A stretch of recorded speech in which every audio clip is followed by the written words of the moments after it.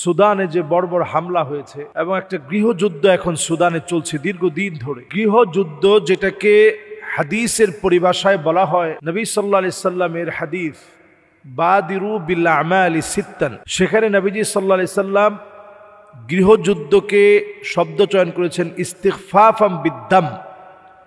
চতুর্দিকে গ্যানোসাইড শুরু হয়ে যাবে, গৃহযুদ্ধ লেগে যাবে। অনেকগুলো প্রেক্ষাপটকে কেন্দ্র করে সুদানে আজকের যে গৃহযুদ্ধের প্রেক্ষাপট, অনেকেই বলছে যে বাংলাদেশে এই প্রেক্ষাপটটা খুব রিসেন্ট তৈরি হতে পারে।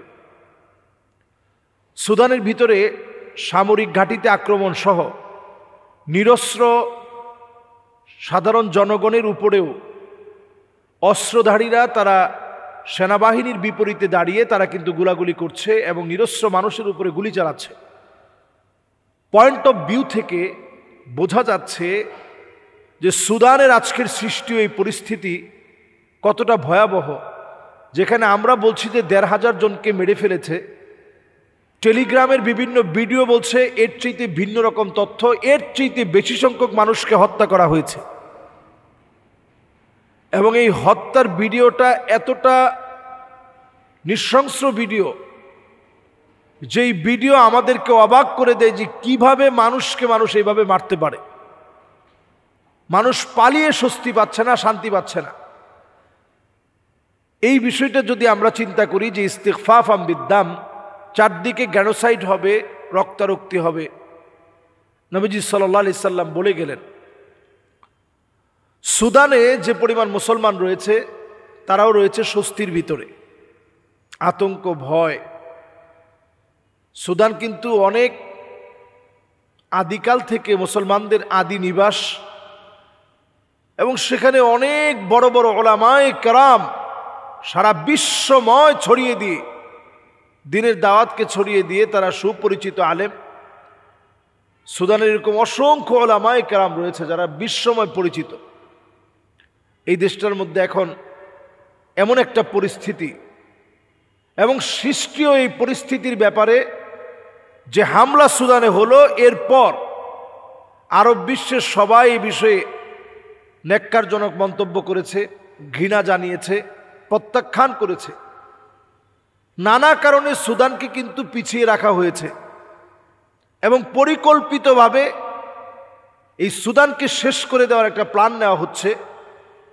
কারণ আগামীর পৃথিবী লিড দিবে আফ্রিকার যে অঞ্চলগুলো সবচেয়ে সমৃদ্ধ হবে তাদের মধ্যে একটা সুদান, যাদেরকে আল্লাহ রাব্বুল আলামিন অসংখ্য খনিজ সম্পদ দিয়েছেন। খনিজ সম্পদে সমৃদ্ধ একটি দেশ, আগামীর পৃথিবী লিড দেওয়া একটা দেশ, যারা আগামীর পৃথিবীতে নেতৃত্ব দিবে এই সুদান, এই Somalia, Kenya, Nigeria, Djibouti, Sierra Leone, এই দেশগুলো আগামীর পৃথিবীতে নেতৃত্ব দিবে। এদেরকে আল্লাহ রাব্বুল আলামিন অসংখ্য খনিজ সম্পদে সমৃদ্ধ করেছেন, কিন্তু পরিকল্পিতভাবে এদেরকে পিছিয়ে রাখা হয়েছে।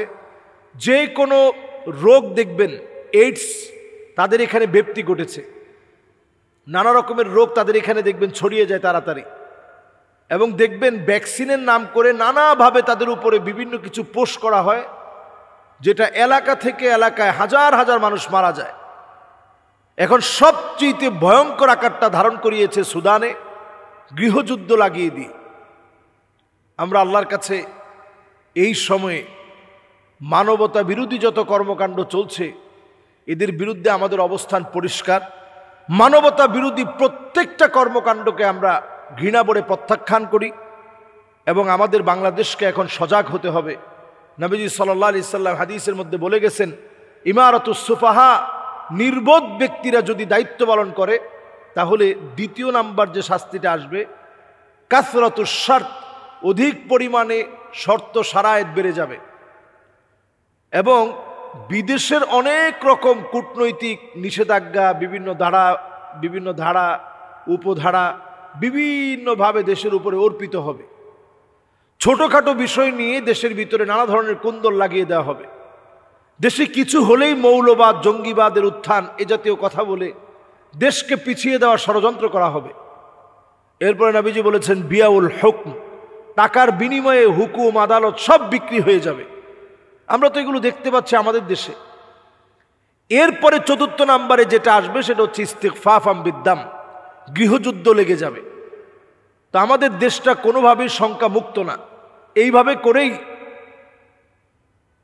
সুদানের ভিতরে কিন্তু এইভাবে করেই গৃহযুদ্ধটা লেগেছে। এটা আমাদের জন্য একটা সতর্কবার্তা। এবং তাদের দেশের সেনাবাহিনীর বিপরীতে সশস্ত্র একটা গ্রুপ ট্রেনিং নিয়ে সেনাবাহিনীকে হত্যার জন্য তারা উদ্বুদ্ধ হয়েছে এবং তারা গুলি চালাচ্ছে। এরপরে নবীজি সাল্লাল্লাহু আলাইহি ওয়াসাল্লাম বলেছেন কাতিয়াতুর রাহিম, আত্মীয়তার সম্পর্ক ছিন্ন করা হবে। এরপর নবী সাল্লাল্লাহু আলাইহি ওয়াসাল্লাম বলেছেন যে আকাল্লুহুম ফিকহান, যাদের বুঝ জ্ঞান কম, জ্ঞান নাই, পাপিষ্ট নরাদম, এরা বিভিন্নভাবে নেতৃত্ব দিবে। এই নেতৃত্ব দেওয়ার কারণেই দেশের মধ্যে একটা গোলযোগ তৈরি হবে। তো আমরা আল্লাহর কাছে পানাহ চাই, আমাদের এই সুন্দর সবুজ বাংলাদেশ, লাল সবুজের পতাকার বাংলাদেশ, এই দেশ যেন গৃহযুদ্ধের দিকে না যায়। যারা এখন গৃহযুদ্ধের দিকে পড়ে আছে, গৃহযুদ্ধের কবলে পড়ে সব হারাচ্ছে, আল্লাহ যেন তাদের সহায় হন, তাদের অঞ্চলগুলো যেন নিরাপত্তার চাদরে আল্লাহ তাআলা বেষ্টিত করেন। আসসালামু আলাইকুম ওয়া রাহমাতুল্লাহি ওয়া বারাকাতুহু।